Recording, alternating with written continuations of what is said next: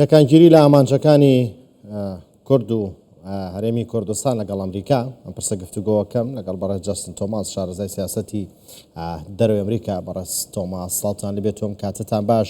ئایا یەکانگیری لە نێوان ئامانجەکانی ئەمریکا و هەرێمی کوردستان لە ناوچەکەدا هەیە؟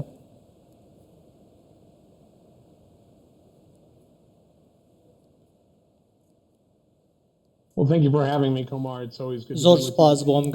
بانگێشتە شەرەفمەندم لەگەڵ ئێوەم. لێرەدا چەندین ئامانجی هاوبەش هەیە لە نێوان ئەمریکا و هەرێمی کوردستان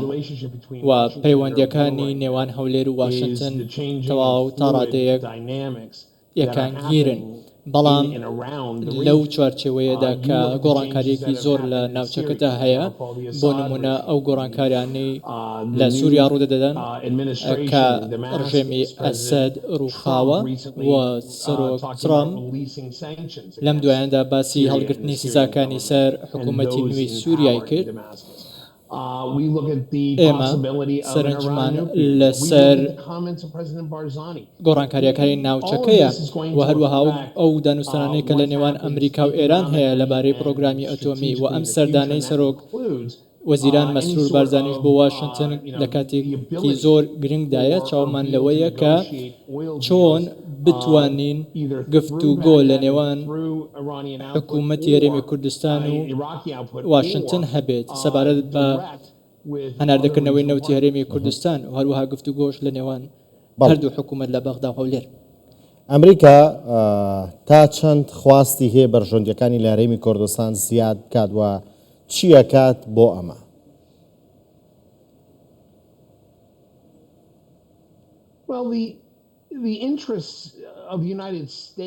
بەرژەوەندی ئەمریکا لە ئیداری ترامپ تا ڕادەیەک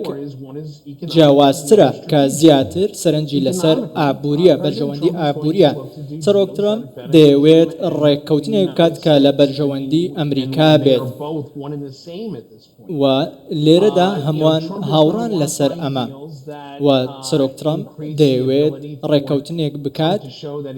و نیشانی بدات کە ترامپ لە ئیدارەکەی خۆیدا توانیویەتی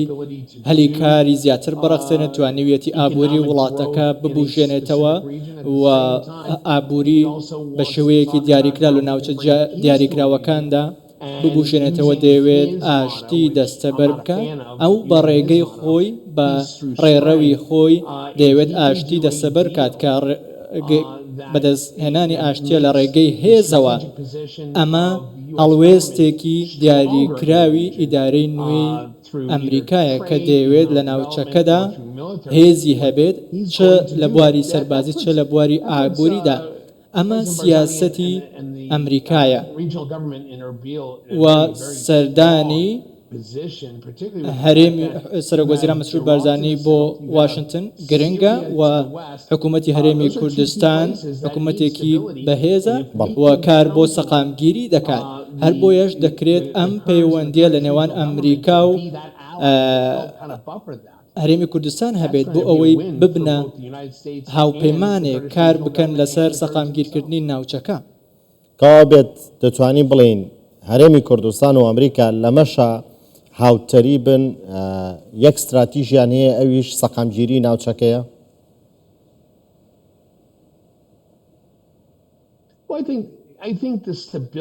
من پێم وایە سەقامگیری بەرژەوەندیەکی هاوبەشە لە نێوان هەرێمی کوردستان و ئەمریکا. هیچ پرسیارێک هەڵ ناگرێت کە هەمووان چاویان لەسەرەوەیە کە ڕێڕەوەیەکی ڕوون بۆ ناوچەکە بدۆزرێتەوە و هەرێمی کوردستانیش ڕۆڵێکی کاریگەری هەیە لە سەقامگیری ناوچەکە و ئەو پەیوەندیەکە لە نێوان ترامپ و سەرۆک وەزیران مەسرور بارزانی هەیە. ئەم سەردانەشی بۆ واشنگتن گرنگێکی تایبەتی هەیە لەم بوارەوە، چۆن بتوانین سەقامگیریکی بەردەوام بۆ ناوچەکە دەستەبەر بکەین و چۆن بتوانین پەرە بەم سەقامگیری هەرێمی کوردستان بدرێت و هەرێمی کوردستان ببێتە هاوبەشێکی بەهێز. بەڕێز تۆماس بە بۆچوونی ئێوە چۆن ئەکرێ بێت چی بکرێ؟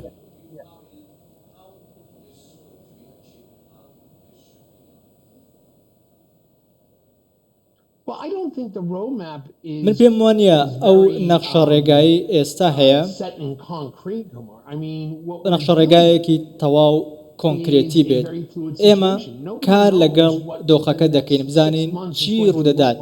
و بزانین لە 6 مانگی داهاتوو چی ڕوودەدات وەکەوەی کە نەزانرا لە ڕابردوودا چی ڕوودەدات لە گۆڕانکاریەکان خێران و ئێستا ئیدارەی ترامپ دەیەوێت ڕێککەوتنی ئەتۆمی لەگەڵ ئێران بکات و هەروەها دەیەوێت سزاکان لەسەر سووریا یاخود با بڵێن لەسەر تاران هەڵگرێت تا ئەگەر ڕێککەوتنێک بکرێت بۆ ئەوەی سەقامگیری ناوچەکە دەستەبەر بکرێت بۆ نمونە ئەگەر بتەوێت هەموو ئەم بابەتانە چارەسەر بکات پێویستت بە ڕێککەوتنە و ئەو پەیوەندەی کە لە نێوان تاران و بەغداش هەیە پێویستە ڕێککەوتنێک هەبێت پێویستە بە ڕێگەی دیپلۆماسی بە ڕێگەی ڕێککەوتن ئەم کێشانە چارەسەر بکەین وەکەوەی کە ئاماژەم پێدا نازانێت لە 6 مانگی داهاتوو چی ڕوودەدات بەڵام سەرڕای هەموو ئەم شتانە پێویستە هیوا بخوازین بۆ شتی باش بەڵێ بۆچی ئەمریکا هەمیشە داوای کوردستانێکی بەهێز لە نێو عێراقێکی فیدراڵدا دەکات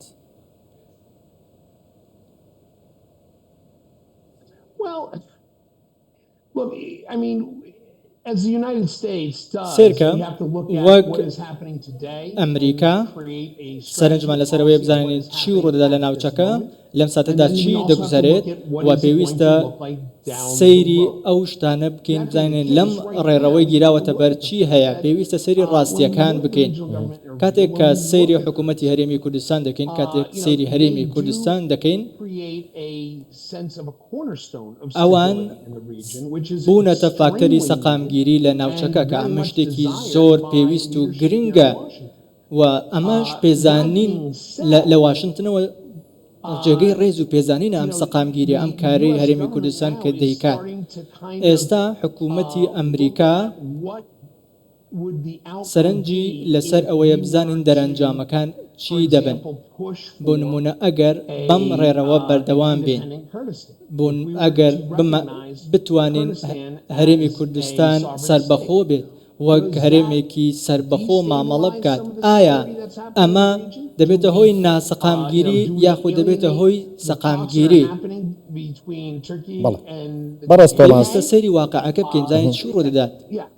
بەڵێ خوێندنەوەتان چییە بۆ ئانووساتی سەردانەکەی سەرۆکوەزیران مەسرور بارزانی بۆ ئەمریکا و کاتێکا لەسەر بانگشتی فەرمی حکوومەتی ئەمریکایە و لە دوای گەڕانەوەی دۆناڵد ترامپ لە وڵاتانی کەندا و بۆ وڵاتەکەی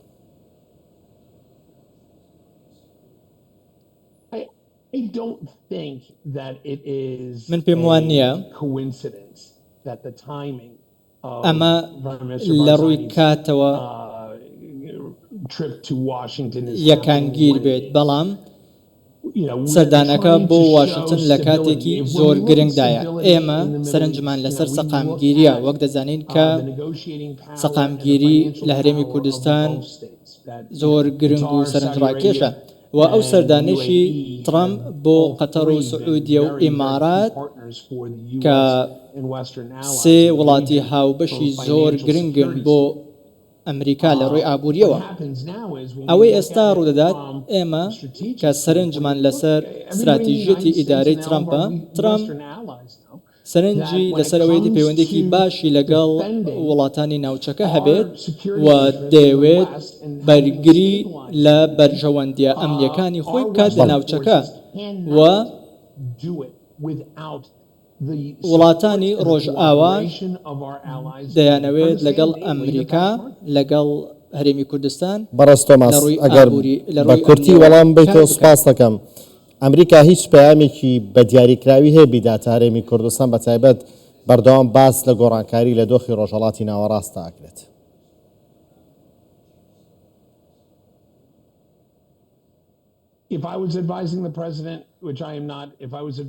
ئەگەر من ئامۆژگاری سەرۆک بکەم یاخود وەزیری دەرەوە بکەم کە لەو پێگەیەدا نیم